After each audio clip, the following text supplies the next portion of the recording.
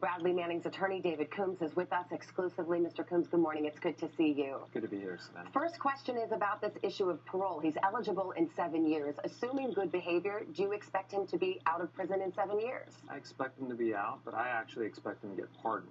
At least that's what my hope is, that the president will, in fact, pardon Casey Manning. I will ask you about that in a moment, but first let's talk about this case a little bit. During the sentencing phase, Bradley Manning stood up and said he was sorry. He was sorry for hurting the United States. Julian Assange, the leader of WikiLeaks, to which these classified files were leaked, said Mr. Manning's apology is a statement extorted from him under the overbearing weight of the United States military justice system. Is Assange right about that, or is Bradley Manning truly sorry? He's sorry if anything he did harmed anybody, because that was never his intent. His intent was to give information to the American public. He wanted to help people, not hurt people. The government brought some evidence in that was speculative at best, that said there was potential harm. And for that, he said, if it's true, he's sorry. Let me put it this way. Would he take the same actions today? I think he has a very strong moral compass, so my answer would be yes, he would.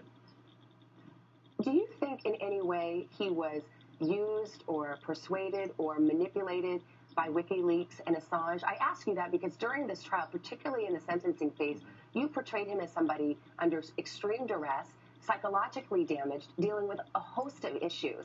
Do you have any concerns about that?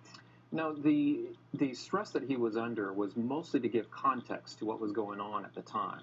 It was never an excuse for his actions, because that was not what drove his actions. What drove his actions was a strong moral compass. WikiLeaks had nothing to do with bringing information out of him. He gave information to WikiLeaks. You mentioned the moral compass. On the other hand, if he wanted to expose wrongdoing, how does he justify the indiscriminate mass leak of 750,000 documents that he could not possibly have read or known what was in them?